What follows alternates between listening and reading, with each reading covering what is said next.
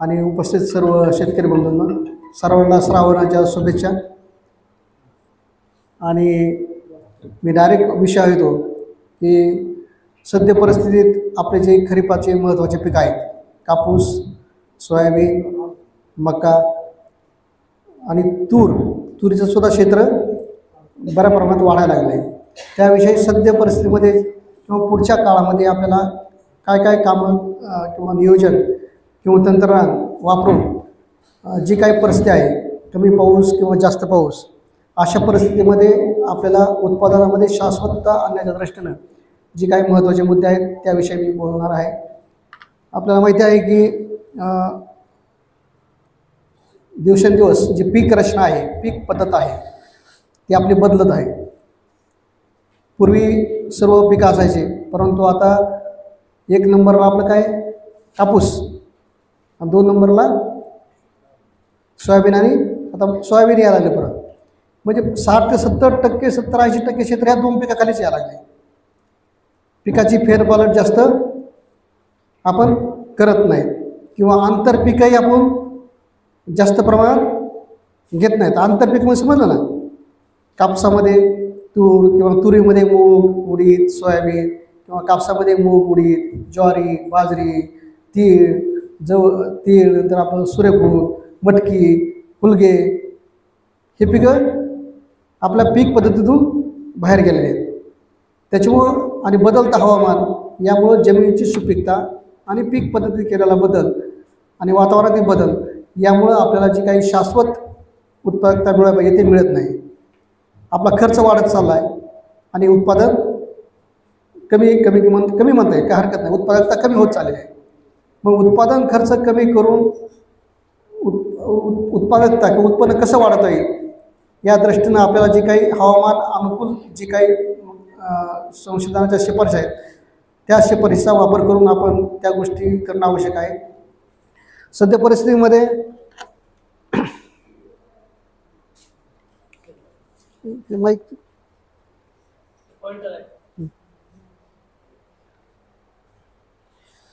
दुसरं कॉलेज आहे ना,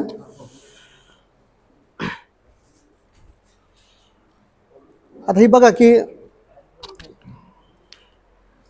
आता मी सुरुवातीला घेतलं की बऱ्याच आपण पाहतो की शेतकरी कापूस लागवड लवकर करतात, पुरेसा पाऊस नसताना किंवा काही ठिबक वगैरतात आणि ठिबकलाही पुरेसं पाणी नसतं।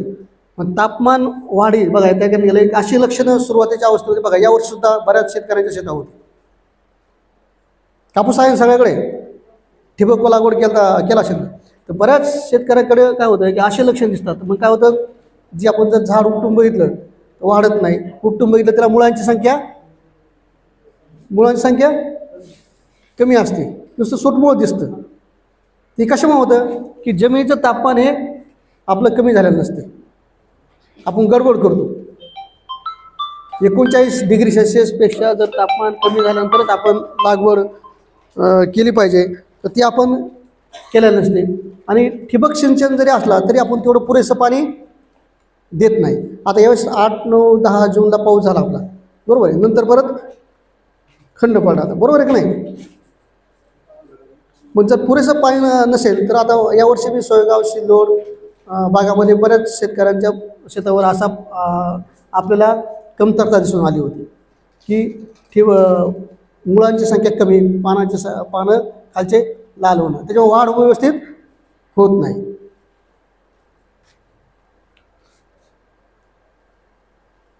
आता दुसरी गोष्ट आहे की आता आपण कपाशीची लागवड केलेली आहे, 40-45 दिवसापासून ते 50 ते 55 ते 60 दिवसाचा कापूस झाला आहे, बरोबर आहे नाही। बोला तुम्ही, असं मी चर्चा करून नुसतं म्हणजे रिॲक्शन पाहिजे। 8-9 जूनची ज्यांची लागवड आहे त्यांचं आता किती 2 महिने ह्या 10 तारखेला होतील, आणि ज्यांची थोडी नंतर 20च्या नंतर झाली त्यांचे दिवस कमी आहेत। म्हणजे एक ज्यांनी तुम्ही बेसल डोस दिलेला आहे, मी असं समजतोय की तुम्ही कपाशीच्या लागवडीच्या वेळेला बेसल डोस दिलेला आहे। आता दुसरा काय, 1 महिन्यानंतर आपण नत्राची मात्रा देतो आणि परत दुसऱ्या महिन्यानंतर नत्राची मात्रा देतो, बरोबर आहे ना। मग ज्या शेतकऱ्यांचं कापूसाचं 1 महिना झाला आहे त्यांनी नत्राची मात्रा दिली का? आता काय आलं, जास्त पाऊस आहे किंवा वाढ होत नाही, वापसासारखा होय नाही, पानं पिवळी, सगळ्याच पिकाची पानं पिवळी पडायला लागली. कशामुळे पिवळी पडायला लागलेत? कारण त्या पिकाला अन्न शोषून घेता येत नाही. पण ज्या महिन्याचा ऑलरेडी शेतकऱ्याचा 1 महिन्याचा कापूस होऊन गेला त्यांनी नत्राची मात्रा दिलेली आहे का? 1 मिनिट. हॅलो, बोला. हॅलो, घ्या घ्या. नत्राची मात्रा 1 महिन्यानंतर दिली का आपण? मग दिली तर एकरी किती दिली? कोरडवाला असेल तर किती दिली आणि बागायत असेल तर किती दिली? आणि जी ही मात्रा देतो ती बघा, खताचा सुयोग्य वापर. खताची पहिली मात्रा लागवडीच्या वेळी देणं आवश्यक आहे. कारण की आपल्याला माहिती आहे की कोणतं खत टाकल्यानंतर किती दिवसांनी परत उपलब्ध होतं. नत्र लगेच उपलब्ध होतं, परंतु स्फुरद आणि पालाश 35 ते 40 दिवसांनी लागवडीनंतर उपलब्ध. नंतर नत्रयुक्त खताचा अवास्तव वापर टाळावा. म्हणजे जास्त नत्रयुक्त खतं टाकू नयेत. जास्त टाकलं तर काय होतं? नुसती वाढ होते. नंतर खते फेकून देऊ नयेत. जी ही खतं ते खते मातीआड झाली पाहिजे. खते फेकून दे, मातीआडच होणं आवश्यक आहे. उघडी पडले किंवा पाऊस चालू आहे खतं दिलं तर काय होईल? युरिया दिला तर काय होईल? पावसाबरोबर वाहून जाईल. वापसा आल्यानंतरच, नाही तर फायदा होणार नाही. तो फायदा होईल का? पाऊस चालू आहे तुम्ही म्हणजे खत टाकलं लगेच पाऊस आला की ते खताबरोबर वाहून जाईल. ते खत पिकाला उपलब्ध होणार नाही. त्यानंतर खते विभागून द्या, नत्रयुक्त खते विभागून. आता बघा, जी कापसामध्ये आपण नत्र किती वेळेस विभागून देतो?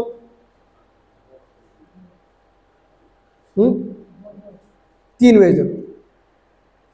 लागवडीच्या वेळेला 40%, 1 महिन्यानंतर 30% आणि परत 1 महिन्यानंतर 30%. हे कोरडवासाठी. आणि बागायतीला लागवडीच्या वेळेला 20%, 1 महिन्यानंतर 40% आणि परत 60 दिवसानंतर 40%. नत्र हे विभागून देतो. कशामुळे? एकाच वेळेस दिलं तर ते आपल्याला माहिती की टाकलं पाऊस आला तर गेलं.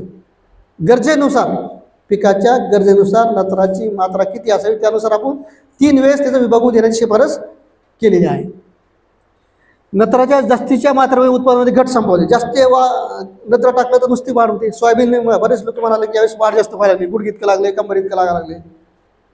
सोयाबीनला सुद्धा आपण नत्राची दुसरी मात्रा टाकत नाही. जास्त नत्र दिलं तर फुलं कमी लागतात आणि वाढ काय होते? जास्त होते. मग नत्र जास्त झालंय का कमी झालंय हे कसं कळायचं तुम्हाला? कसं ओळखणार? कपाशी असेल, नत्र जास्त झालंय, कसं ओळखणार? कांडी, त्या कांड्यातलं अंतर किती आहे? 4 बोटापेक्षा जास्त आहे का? पात्यातलं 4 बोटापेक्षा अंतर जास्त आहे का? 2 पात्यातलं अंतर जास्त असेल तर समजायचं की आपलं नत्राची मात्रा जास्त व्हायला लागली. नंतर मुख्य अन्नद्रव्यासोबत सूक्ष्म अन्नद्रव्य मिसळून देऊ नयेत. आता प्रत्येकजण सांगतं की झिंक टाका, फेरस टाका, गंधक टाका, पण एकत्र मिसळून ठेवू नका. आणि जेही टाकायचे तर आपल्याला ती लागवडीच्या वेळेलाच सूक्ष्म अन्नद्रव्ये शेणखतामध्ये मिसळून टाका. शेणखतामध्ये मिसळून टाकली पाहिजे. नेक्स्ट, आता तुम्हाला सांगितलं की नत्राची मात्रा किती द्यायची. कोरडो असेल तर खाली बघा, पहिला डोस तुम्ही बोलत नाही. आता लागवडीच्या वेळेला कोण काय खत टाकलेत ते मी आता सांगत नाही. 10, 26, 26 टाकलं किती टाकायला पाहिजे त्या ठिकाणी मात्रा दिलेली. 15, 15 असेल तर किती टाकायला पाहिजे ती मात्रा दिलेली आहे कोरडोसाठी आणि किती बागायतीसाठी. आता 1 महिना झाला आहे, ज्यांचं झालं नाही त्यांनी कोरडो असेल तर 31 किलोग्रॅम युरिया द्यायला पाहिजे. किती? 1 महिन्यानंतर 31 आणि दुसऱ्या महिन्यानंतर 31 किलोग्रॅम. म्हणजे बघा किती बॅग किती किलोचे? 40 किलोचे ना आता 45. तर त्यानुसार आपलं फक्त किती टाकायचं? 31 किलो. आणि बागायती असेल तर 52 किलो. याच्यापेक्षा जास्त नत्राची मात्रा द्यायची गरज नाही. आता नत्राला पर्याय काय आला? युरियाला पर्याय काय आला? आता ज्ञान युरियाला त्याचाही आपण वापर करू शकतो. 5 ml प्रति लिटर, म्हणजे 10 लिटरचा पंप असेल तर 50 मिली प्रति लिटर पंप घेऊन आपण तो. कारण आता परिस्थितीमध्ये खालील युरिया टाकण्यापेक्षा ज्ञान युरियाची फवारणी केली तरी पानावर पडून थोडं आकर्षलं. ज्यावेळेस जमिनीमध्ये वापसा नाही त्यावेळेस आपला पर्याय काय आहे की वरून फवारणीद्वारे खताची मात्रा देणे, जेणेकरून जी काय वाढ खुंटायला लागली ती थोडी आपल्याला व्यवस्थित मिळेल. हे समजलं का? मग तुम्हाला सध्या मॅनेजमेंट जे आहे वापसा येताच तुम्हाला या पद्धतीनं बागायती आणि कोरडवाहू खताची मात्रा टाकायची.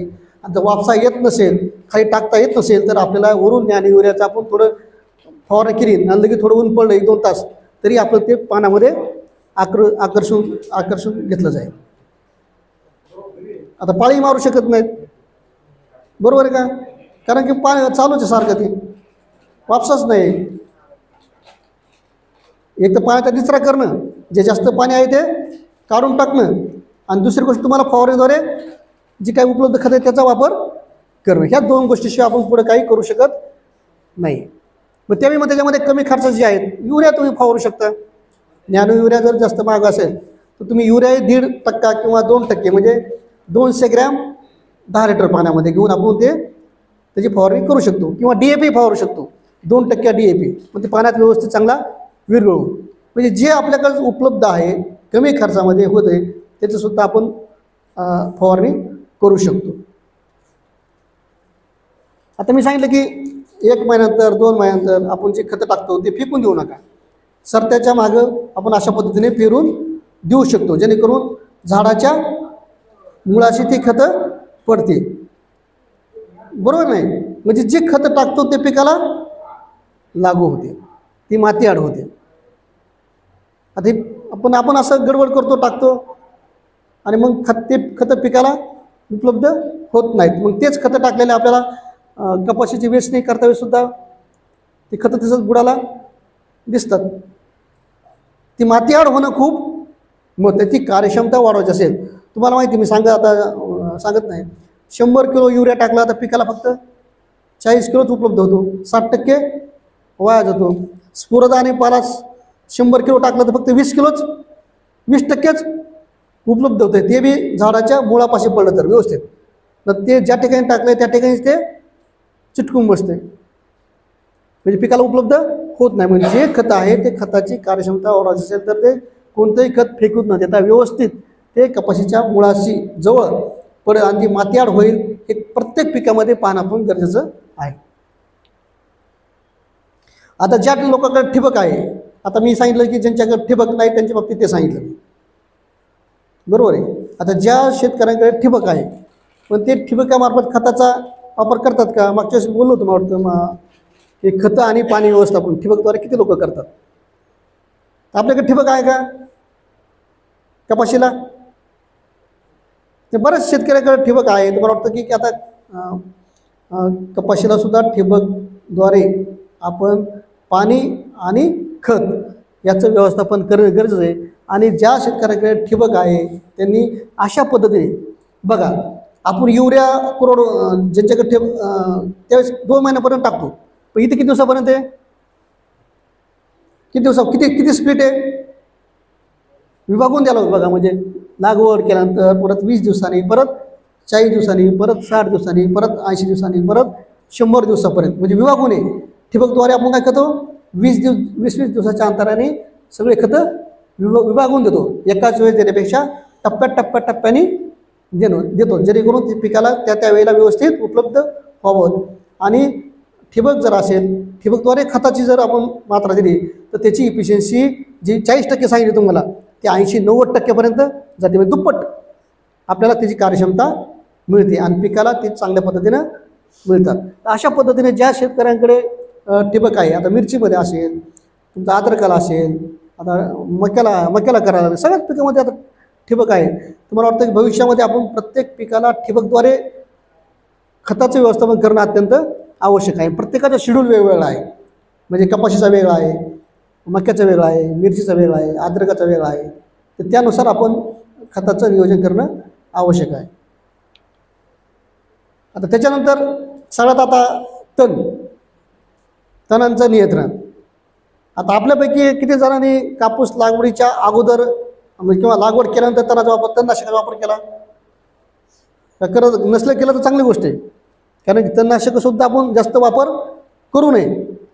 परंतु आता जर आपल्याला मजूर मिळत नसेल तर अशा बाबतीमध्ये आपण मग जी काय उगवणी पश्चात तणनाशक आहेत, जे की आपण कापूस उगवल्यानंतर 20 ते 25 दिवसाच्या दरम्यान, जास्त लेट चालत नाही.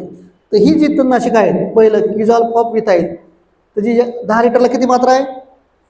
10 ml. एवढं घेऊन आपण त्याची फवारणी करू शकतो. किंवा ते दुसरं जे आहे पायरोथॉर्मिक सोडियम, आणि ते 12.5 मिली प्रति 10 लिटर पाणी उभ्या पिकात, म्हणजे 20 ते 25 दिवसाचं पीक असताना. आता बरेच शेतकरी कपाशीमध्ये हिटवीड मारतात किंवा आपलं राऊंडअप मारतात, बरोबर नाही? उभ्या पिकामध्येच कधी असलं तरी सुरूच. पण त्याच्यामुळे काय होतं, जर पानावर पडलं तर पानं करपतात.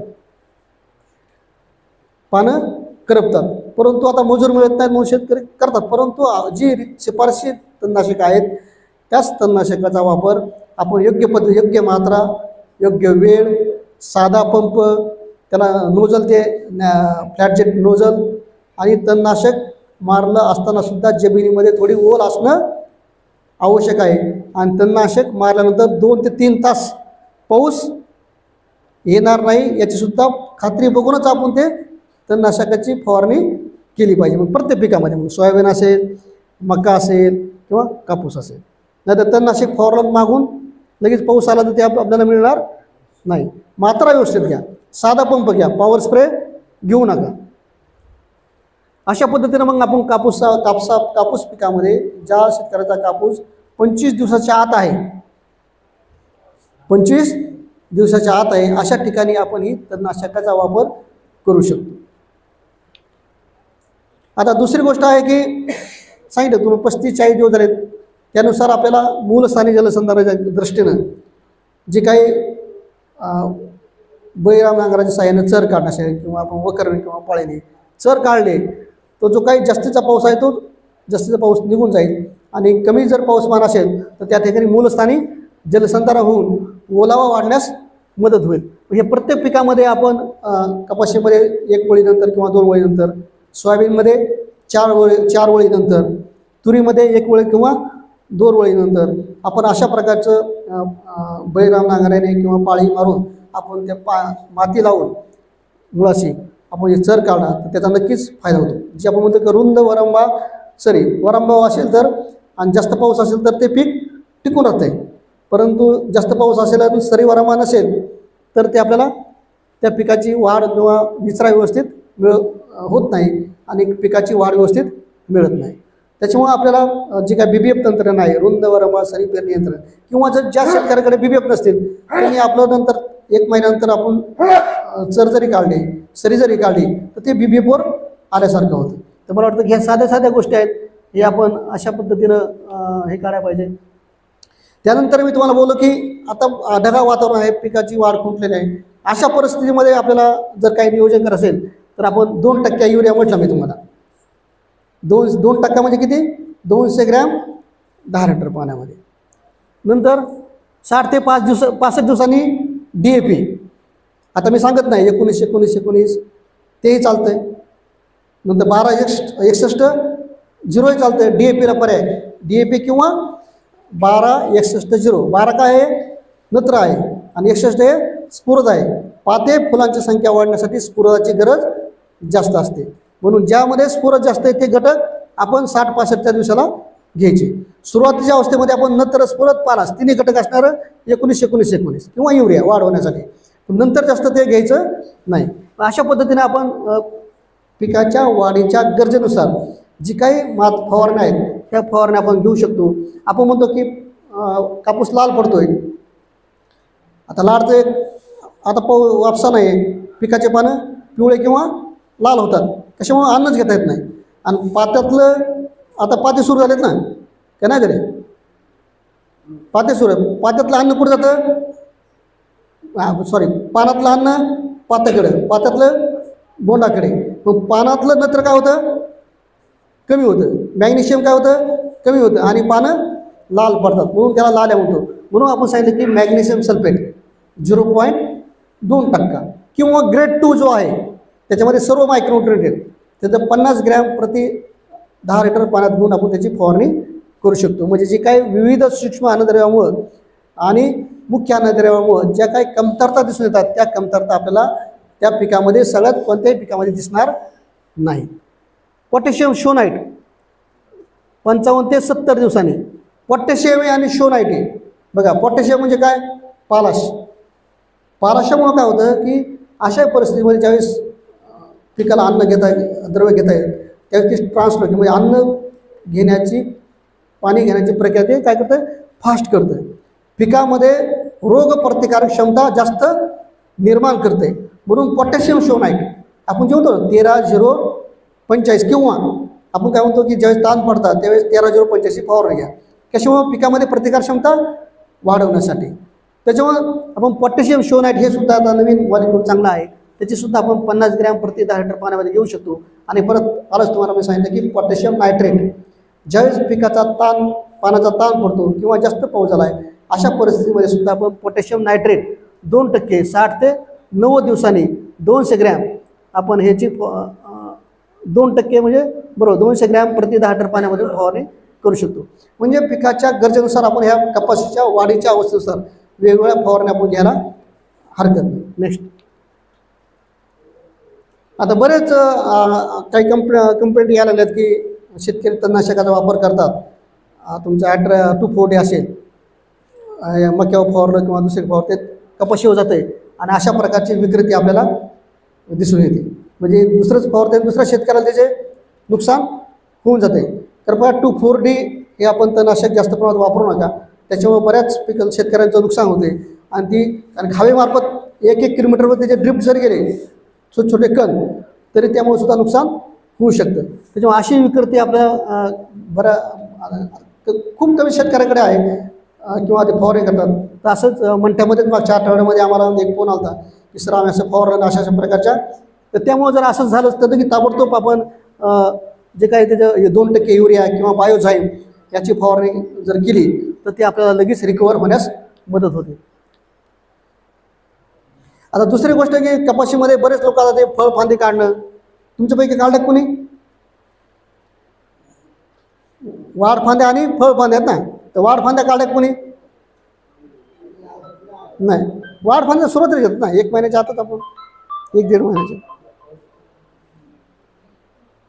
तर ठीक आहे, ते गरजेनुसार आपण वाढफांदे खालच्या जे असतात ज्याला की पाते आणि फुलं लागत नाहीत किंवा बोंड लागत नाही ते आपण खालच्या काढा नाही तर चालतंय. परंतु जर जास्तीच वाढ वाटत असेल तर आपण अशा प्रकारचं कपाशीमध्ये जी काही 35 ते 45 दिवसांनी खालचं जे आहे मेपिक्वेट क्लोराईड 12 ml 10 लिटर पाण्यामध्ये घेऊन आपण पात्या लागण्याच्या वेळी मातीत ओल असताना फवारणी केली की काही वाढ जास्त होत नाही. तुम्हाला मग अशी म्हटलं की ज्या ठिकाणी युरियाचा जास्त वापर झाला आहे आणि आपल्याला कपाशीची वाढ जास्त वाटते, जास्त वाढ आपल्याला कपाशी बोंडासाठी पिकवायची का पराठ्यासाठी? बोंडासाठी. म्हणजे जास्त आपल्याला 3.5 ते 4 फूट कोरडोमध्ये आणि बागायतीमध्ये 4 ते 4.5 फूट याच्यापेक्षा जास्तीची वाढ होता कामा नये. आपल्याला काय पाहिजे? फांद्या जास्त, पाते जास्त, फुलं जास्त आणि बोंड संख्या जास्त. त्याच्यामुळे जास्त वाढ वाटत असेल तर आपण ही खालचं जी आहे वाढ रोधक मेपिक्वेट क्लोराईड 12 ml प्रति 10 लिटर पाण्यामध्ये घेऊन पात्या लागण्याच्या वेळी 35 ते 45 दिवसांनी फवारणी करणं आवश्यक आहे. किंवा बागायतीमध्ये सायकोसिलचाही वापर आपण करतो. त्या ठिकाणी त्याची मात्रा सांगितली की 55 मिली हे 450 लिटर पाणी लागवडीनंतर 75 दिवसांनी. कारण शेंड खोडणं आवड आहे तर बरेच शेतकरी करतात, परंतु शेंडे आपण 90 ते 100 दिवसाच्या दरम्यान आपण त्याला मजूरमध्ये फिरता येत नाही, शेंड खोडायला अवघड जातं. म्हणून आपण सुरुवातीपासून जर व्यवस्थित लक्ष दिलं की काही वाढ रोधण्याच्या दृष्टीनं आपण ही जी काही वाढ नियंत्रक आहे वाढ रोधक मेपिक्वेट क्लोराईड याचा वापर आपण करू शकतो किंवा चमत्कार जे आहे त्याचाही वापर आपण करू शकतो. दुसरी समस्यानंतर आपल्याला येते की पाते जी काही गळ आहे त्यासाठी जसं आपण मोसंबीमध्ये वापरतो तेरे तसंच आपण कपाशीमध्ये नॅप्थेलिक ॲसिडिक ॲसिड 2 ते 2.5 मिली प्रति 10 लिटर पाण्यात घेऊन आपण जर आत्ताच पुढच्या नंतर 90, 85, 90 दिवसानंतर जर पातेगळ होत असेल तर याची जर फवारणी केली तर आपण ती पातेगळ टाळू शकतो. आता लक्षात घ्या पातेगळ कसं केव्हा होते? एक तर जमिनीत ओलावा नसेल तर आणि एक तर जमिनीत जास्त ओलावा असेल तर दोन्ही वेळेस पिकाला अन्नद्रव्य घेता येत नाही. मग त्यावेळेस आपल्याला मग पातेगळ जास्त जाणवते. आणि तिसरी गोष्ट तुम्ही जी वक्राची पाळी मारता तुम्ही किती दिवसापर्यंत मारता कपाशीमध्ये? किती दिवसापर्यंत? हां, समजलं मी काय म्हणलं ते? जी पाळी मारतो आपण कपाशीमध्ये ती किती दिवसापर्यंत? 90, 75, 60? हां, आता बघा मग 80-90 नंतर त्यावेळेस पिकाला पाते लागलेले असतात का?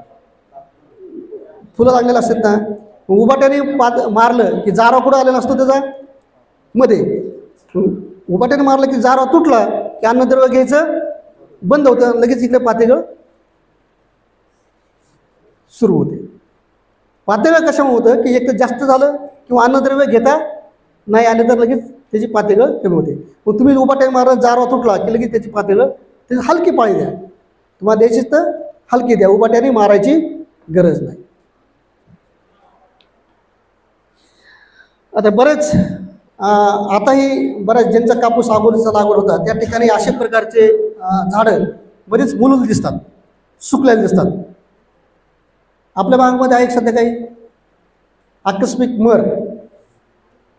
तर त्यासाठी काय आहे की 1.5 किलो युरिया, 1.5 किलो पालास आणि 250 ग्रॅम कॉपर ऑक्सिक्लोराइड 100 लिटर पाण्यामध्ये द्रावण करायचं आणि त्याची ड्रेंचिंग करायची किंवा ठिबक मार्फत सोडून द्यायचं. ताबडतोब तुम्हाला एखाद तरी झाड जाणवलं की लगेच ते सुरू करायचं, कारण लेट केलं की मग झाडांची संख्या वाढत जाते. मर जास्तीची कापूस मलूल होतो पण त्यांची संख्या वाढत जाते. किंवा मग ट्रायकोडर्मा किंवा बायोमिक्स आहे याची तुम्ही जैविकची ड्रेंचिंग किंवा आळवणी करू शकता. ही भविष्यातील धोके ते. आता बऱ्याच ठिकाणी आताही ज्या शेतकऱ्यांचा कापूस अगोदरचा होता त्या ठिकाणी अशा प्रकारचे लक्षणं शेतकऱ्यांचे फोटो माझ्याकडे आहेत, म्हणजे ह्यात मागच्या 2-4 दिवसातले.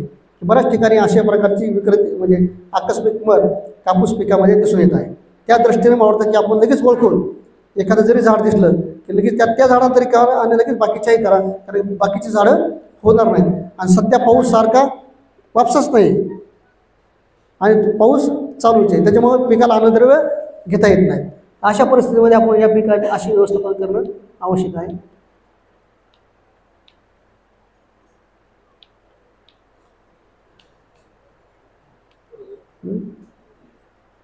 आता तुम्हाला अगोदर सांगितलं की लाल अविक्रते कशामुळे होते? सेंद्रिय खताचा कमी वापर, मॅग्नेशियमची कमतरता किंवा रसशोषक फुलकिडे, तुडतुड्याचा प्रादुर्भाव झाला की पानाच्या काडा ते रसशोषण करतात आणि पानाच्या काडा लाल होतात.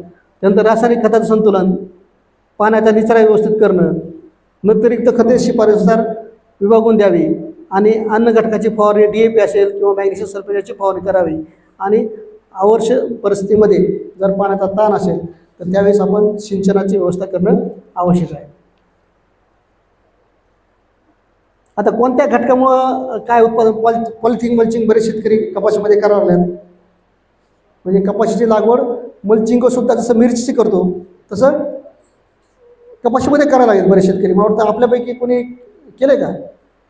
तर ते त्याच्यामुळे 15 ते 20% उत्पादनात आपल्याला वाढ मिळते. वाढ फांदी काढणं 7%, काही वाढ रोखणे 4 ते 5%, शेंडा खोडल्यामुळे 4% वाढ. अशा प्रकारचे जे एक तंत्रज्ञान आहे त्याचा जर वापर केला तर आपल्याला अशा प्रकारच्या उत्पादनामध्ये वाढ मिळते. आता कपाशीमध्ये जी आता सध्या समस्या आता सुरू झाली की गुलाबी बोंडअळी, त्याचं आता निरीक्षण करा. आपल्याला डोमकळ्या दिसल्या, त्याच्यामध्ये BT आणि नॉन BT हे बनवलं मिक्स केलेलं आहे, त्याच्यामुळे लगेच कन्फ्यूज होऊ नका. BTचे 5%, 2 ते 3% नॉन BTचे झाड आहेत, त्याच्यामुळे तुम्हाला लगेच वाटेल की बोंडअळी आली आणि लगेच पुन्हा फवारणी सुरू.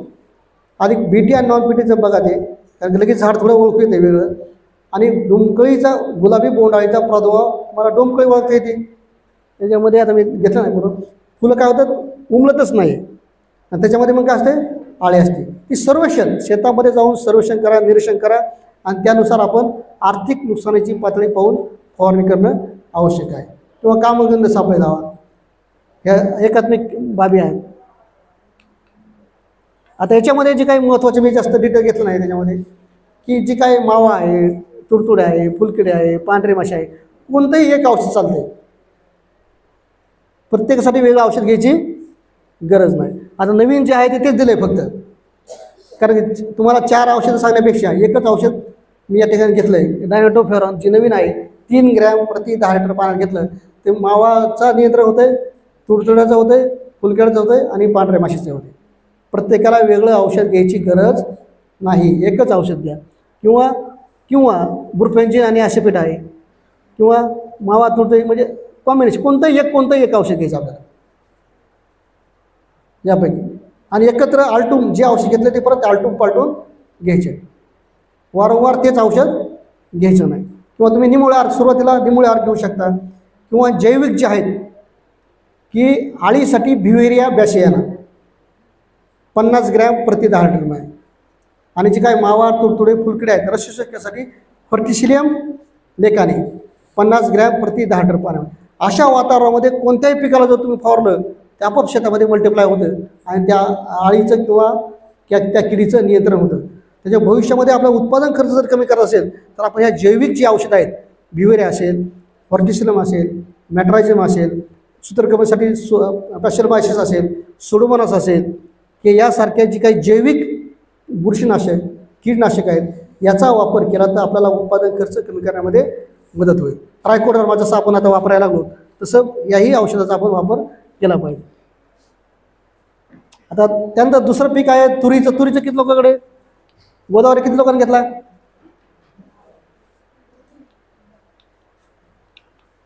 आता तुरीमध्ये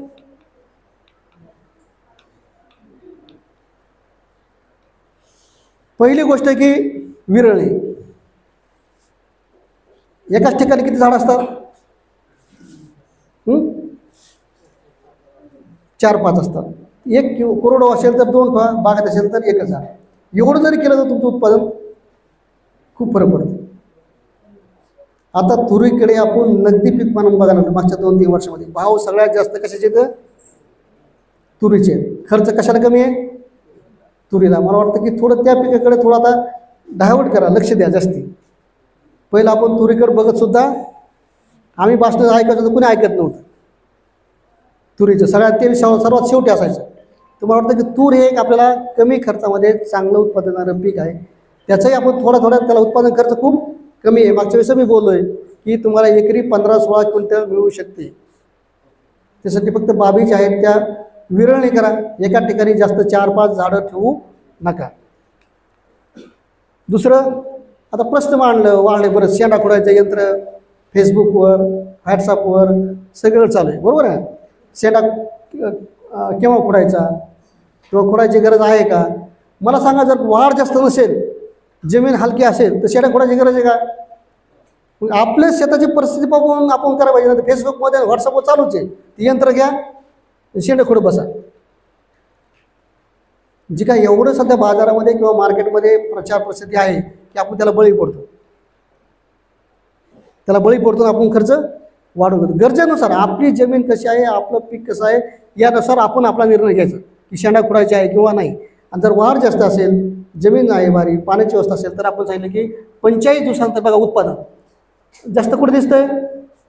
45 दिवसानंतर शेंडा खोडला तर आपल्याला उत्पादनामध्ये चांगली वाढ दिसते. ती पण जमीन भारी असेल, पाण्याची सोय असेल तर. शेंडा खोडल्यामुळे जसं अपाय गलबड आहे ना, जसं आपण म्हणतो की कपाशीचं काही वाढ थांबवा किंवा शेंडा खोड कशामुळं? खालच्या फांद्याची संख्या वाढवण्यासाठी. फांद्याला वाढल्या म्हणजेच फुलं आणि शेंगाची संख्या वाढेल. परंतु आपली परिस्थिती पाहू मला वाटतं हे एक महत्त्वाचं आहे, विरळणी करणं आणि शेंडा खोडवणं. आता तुरीला खताची गरज आहे का? आता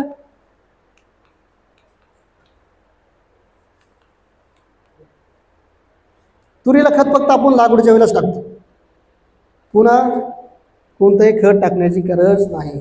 सुरुवातीलाच 1 बॅग DAP, सूक्ष्म अन्नद्रव्य झिंक आणि मॅग्नेशियम सल्फेट परत टाकायची गरज नाही. आणि नंतर वाटत 2% युरियाची फवारण्याच्या वेळेला जर फवारणी. फक्त पीक संरक्षण खूप महत्त्वाचं आहे.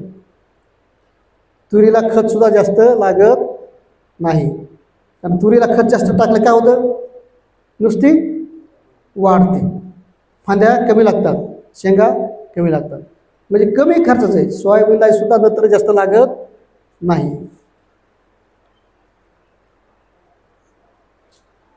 तुरीमध्ये यात आपण म्हणजे प्रत्येक पिकामध्ये तण नियंत्रणाचा कालावधी महत्त्वाचा आहे. मूग उडीद एक महिन्याच्या आत, तुरीला कापसाला 60 महिन्यापर्यंत आपण त्याचं तण नियंत्रण करणं, 60 दिवसापर्यंत त्याचं तण नियंत्रण करणं आवश्यक आहे.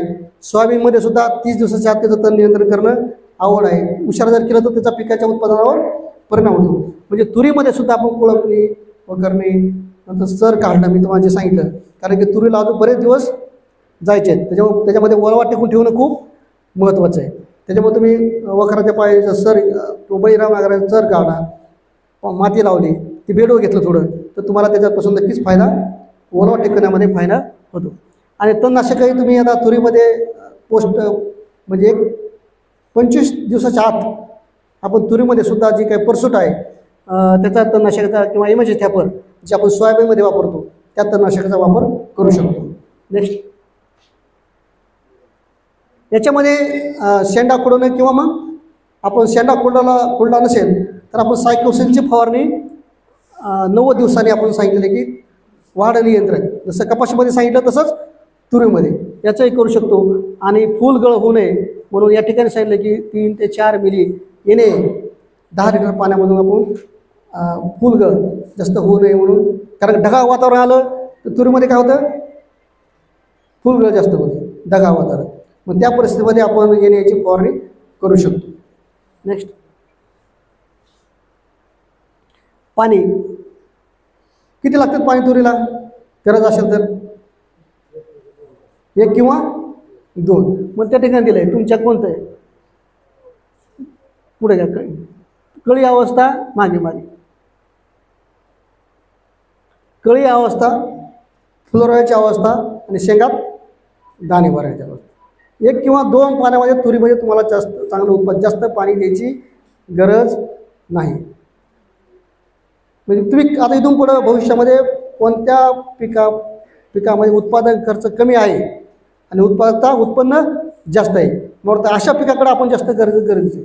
जास्त खर्च करून जास्त उत्पादन करायला काय अडचण नाही. मग तुरीत आम्ही म्हणतो किंवा तुम्ही आता पहिलं जर कपाशीचं 5 एकर होतं, थोडं 3 एकर वाना 2 एकर तूर घ्या. तुरीमध्ये आंतरपीक घ्या, सोयाबीन असेल, मूग असेल, उडीद असेल, जे शक्य आहे त्याच्यामुळे तुम्हाला शाश्वतता मिळेल, जोखीम कमी होईल आणि कमी खर्चामध्ये सुद्धा जास्त जमिनीची सुपीकता परत, कारण बेवड तुमचा बदलतोय.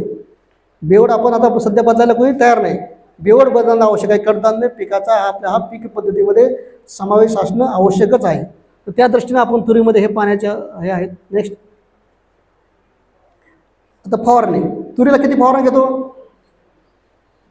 1 किंवा 2. गुंडे अवस्था, शेंगा आणि तुमची मुकण्या होऊ नये म्हणून शेंगात दाणे भरत असताना अवस्था.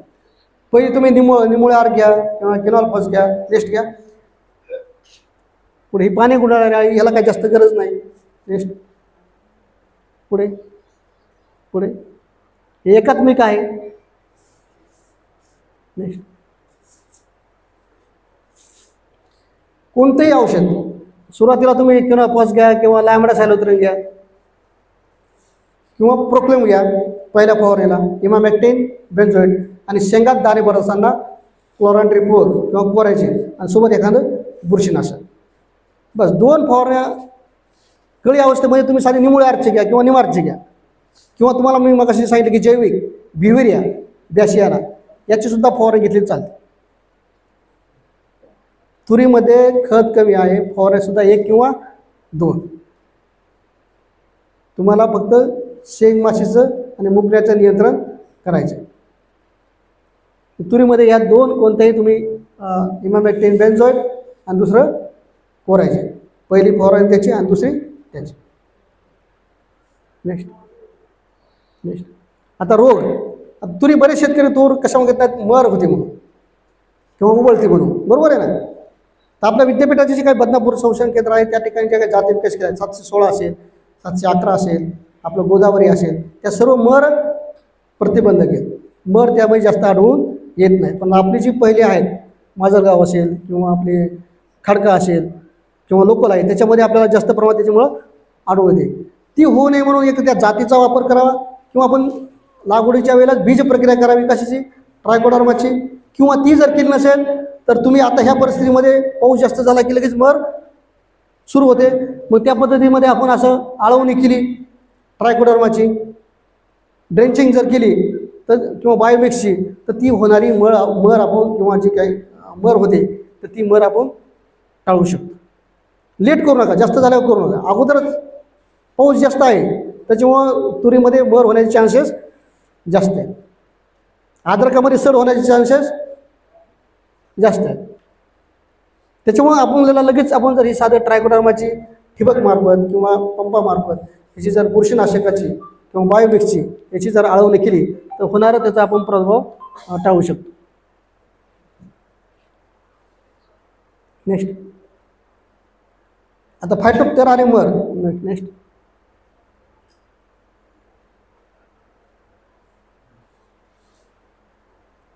दुसरं एक पीक आहे आपलं खरीपातलं मूग. मुगामध्ये सध्या काय आहे, कोणती अवस्था आहे? दाणे भरायला लागले का भरले? भराले. आता फक्त भुरी आणि आळी, बरोबर आहे ना? पुढे नेक्स्ट घ्या. भुरीसाठी 22T किंवा कार्बनडिझिम किंवा साप आणि सोबत एखादं कीटकनाशक, साधं रोगर घ्या, प्रोक्लेम घ्या. मुगाला एवढी साधी फवारणी घेतली तरी तुमचं मुगाचं भुरीपासून, तर एकदा भुरी आली की सगळी पानं काय होतात? गळून पडतात. आणि पानं गळून पडले की उत्पादनमध्ये प्रिव्हेंटिव्ह जरी नसलं भुरी तरी फवारणी घ्या. भविष्यामध्ये येण्याच्या अगोदरच आपण काळजी घेतली तर ती होणारं नुकसान टळेल. आणि एखाद्या सोबत क्विनोफॉस घ्या, क्लोरो घ्या किंवा प्रोक्लेम घ्या. एवढंच एक मुगामध्ये आपल्याला आता बाकी आहे. दुसरं काय आवश्यकता मला वाटतं की नाही, काय आहे एवढीच काळजी घेणं. कारण की मुगाचा सुद्धा भाव किती आहेत? मुगच कमी आहे. नेक्स्ट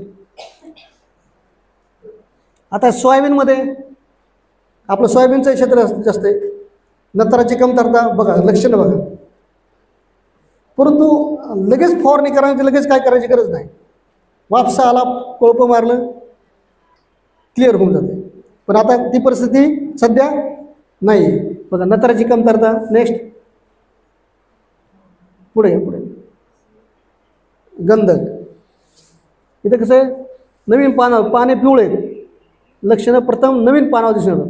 म्हणजे नत्राची आणि गंधकाची सुद्धा लक्षण जवळपास सारखेच आहेत. नेक्स्ट आता बघा हे लोह, याच्या हिरवा शिरा कशाचा हिरव्या आहेत.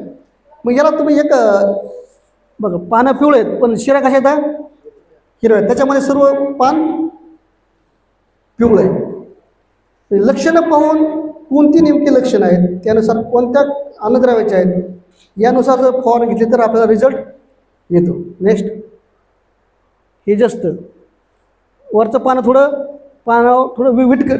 विटकर दिसतंय आणि लाल दिसतं थोडं. नेक्स्ट स्फुरद, जांभळट, थोडं जांभळट, टोकाला थोडं जांभळट. मक्यामध्ये सुद्धा तुम्ही आता मका आहे सगळ्याकडे, सुरुवातीच्या अवस्थेमध्ये काही ठिकाणी पानं जांभळट दिसतात. ते कशाची कमतरता असते? स्फुरदाची, स्फुरद या घटकाची. नेक्स्ट त्याच्या खाली दिलं तुम्हाला, ह्याला आता बघा नत्र स्फुरद पारस, नत्राची कमतरता असेल स्फुरद 19-19 किंवा 12-61-0 आणि सोबत ग्रेड 2 त्याच्यामध्ये सगळेच मायक्रोन्यूट्रिएंट जास्त आहे, फेरस आहे, लो आहे, मॅग्नीज आहे. याची जर फवारणी घेतली तर ती कमतरता आपली निघून, पिवळेपणा निघून जातो.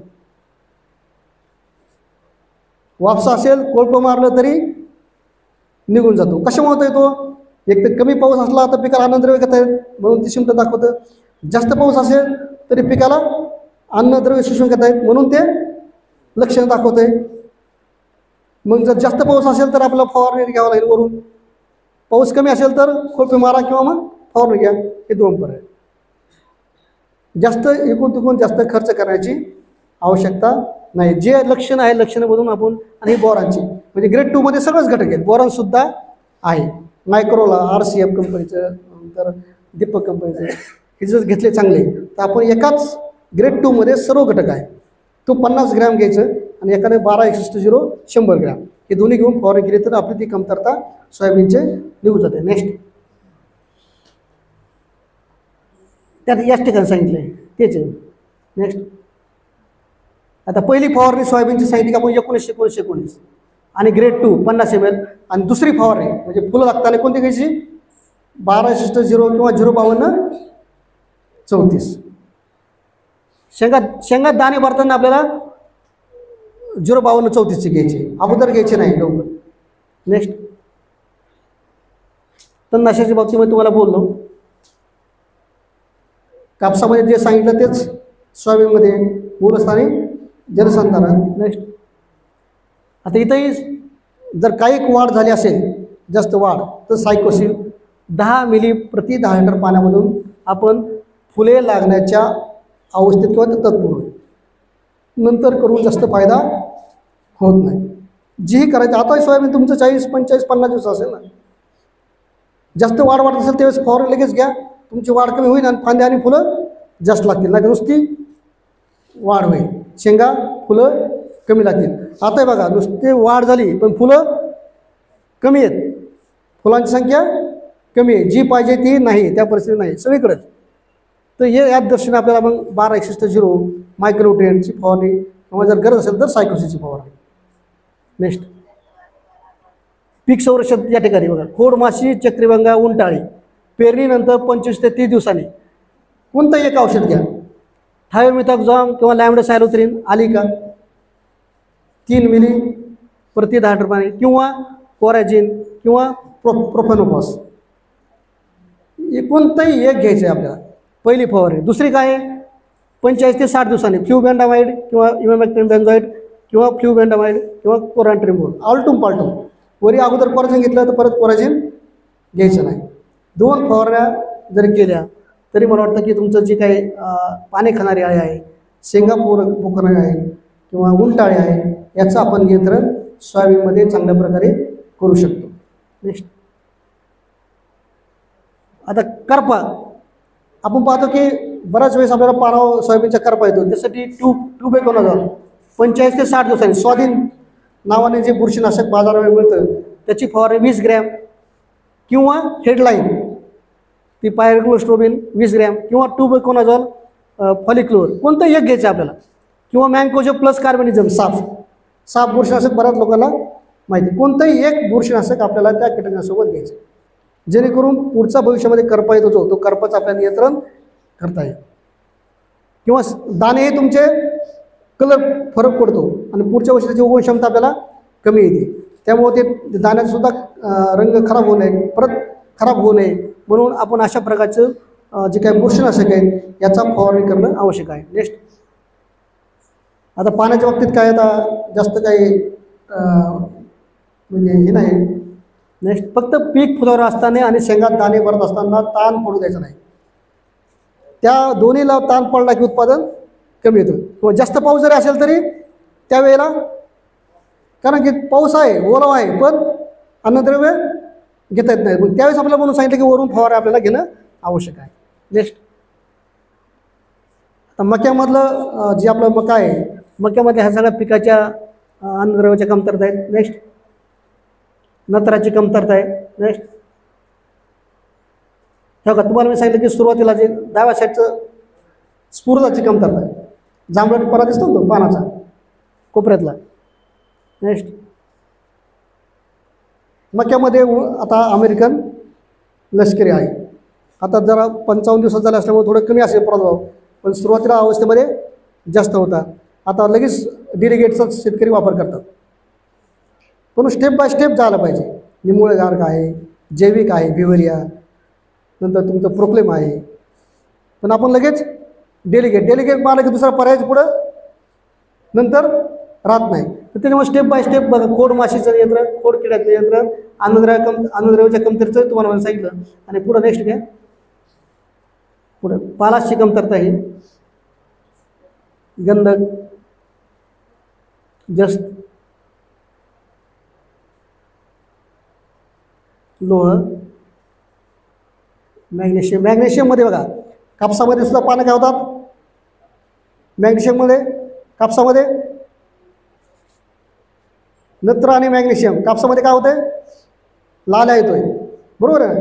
इथे बघा मॅग्नेशियमचे आपले मक्याचे पानं कसे थोडे लाल दिसत आहे. नेक्स्ट लष्करी अळी.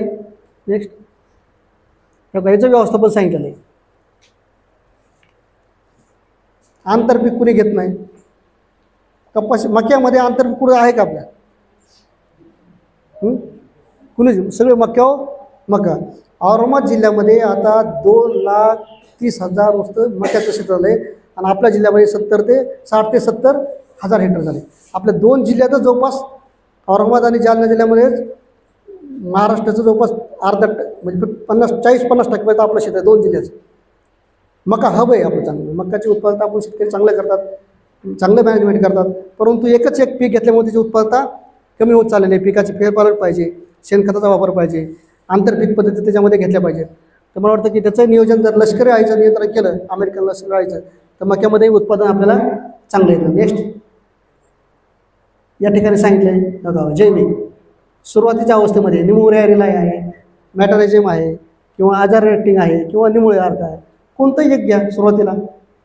नेक्स्ट आणि नंतर मग हे लष्करी अळीसाठी आहे किंवा मॅक्टेन बेन्झोएट आहे किंवा स्पायनोटेरम म्हणजे डेलिगेट आहे. कोणतंही एक कीटकनाशक घेतलं तर त्याचं आपण चांगल्या प्रकारचं नियंत्रण करू शकतो. नेक्स्ट ही आपण सुरुवातीला जी आपल्या जिल्ह्यामध्ये औरंगाबादमध्ये आम्हाला मक्यावर लष्करी अळी आढळून आली होती चिल्लोरमध्ये सर्वप्रथम 2-4 वर्षापूर्वी, त्यावेळीचं व्हिजिटचं आहे. नेक्स्ट अशी लक्षणं तुम्हाला मक्याच्या पानावर दिसतात का? मका आहे का अशी दिसतात का? मक्याचे पानं मका काढण्याच्या वेळेला सगळे वाळून जातात. वाळायला बघितले का तुमच्या भागामध्ये? नाही. काढणीच्या वेळेला सगळे म्हणजे काढणीच्या अगोदर थोडे दाणे भरत असतानाच मक्याचे पानं काय होतात? वाळतात, पूर्ण सुकतात. काय होतं सुरुवातीला तसे थोडे डाग असतात. वरचा जसा डाग आहे ना वरच्या पानं 30-35 दिवसात तो डाग असतोय. तो नंतर मोठा मोठा होत काय होतं? दाणे भरत असताना तो मोठा होतो आणि पानं वाळतात, करपतात आणि शेंगात आणि मक्याच्या कणसामध्ये दाणे भरायला किंवा दाणे जरी भरले ते साईज काय होते? बारीक पडते. ते नंतर आपल्याला कंट्रोल करून लक्षात येत नाही. ज्यावेळेस तुमची मका 30-35 दिवसाचा आहे त्याच वेळेस तुम्ही जर सल्फर कंटेनिंग बघा आझोक्सिस्ट्रोबिन किंवा ॲमिस्टार किंवा मँकोझोब यासारखी जर फवारणी केली तर ते डाग पुढं आपल्याला दिसत नाही आणि उत्पादनामध्ये घट येत नाही. मागच्या 3-4 वर्षापासून सिल्लोड असेल किंवा कन्नड असेल किंवा फुलंब्री असेल आपल्या त्या भागामध्ये मोठ्या प्रमाणावर ही आपल्याला नॉर्दर्न लिप ब्लाइट हा प्रकारचा रोग आढळून येत आहे. कारण की क्षेत्र वाढत चाललं आहे. खरीपमध्ये मका आहे, रब्बीमध्ये मका आहे आणि उन्हाळ्यामध्ये सुद्धा मकाची. त्याच्यामुळे ह्याचा प्रादुर्भाव वाढत चालला आहे. त्याच्यामुळे कृपया लक्ष द्या. सुरुवातीला साधं साफ फवारा 30-35 दिवसाला म्हणजे पुढची ती आपले पानं आपल्याला जे सुकत आहेत, करपत आहेत आणि दाणे भरत नाहीत ती अडचण आपल्याला येत नाही. साधा मुद्दा आहे परंतु आपल्या लक्षात येत नाही. नेक्स्ट मला वाटतं की जी काही महत्त्वाचे मुद्दे आहेत मी आपल्याला दाखवण्याचा प्रयत्न केला आहे. याच्याशिवाय काही जर आपला प्रश्न असेल तर नक्कीच आपण चर्चा करू. धन्यवाद.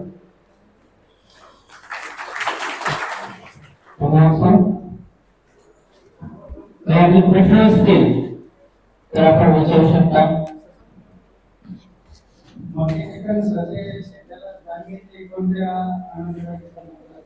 ते बोर